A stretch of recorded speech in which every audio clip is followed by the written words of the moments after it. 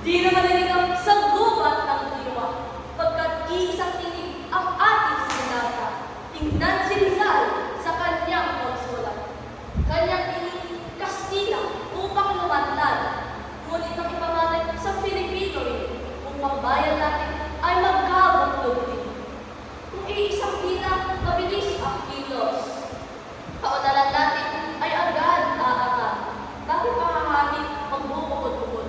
Kung iisang bilang kaya magpapalili. Ngunit kung iisa, saan mo ililibing ang awit ng mundo? Alaman ng nayo, bawat wikang lahi may alam ng bit. Kung ang kultura ng nanay mawawasak na.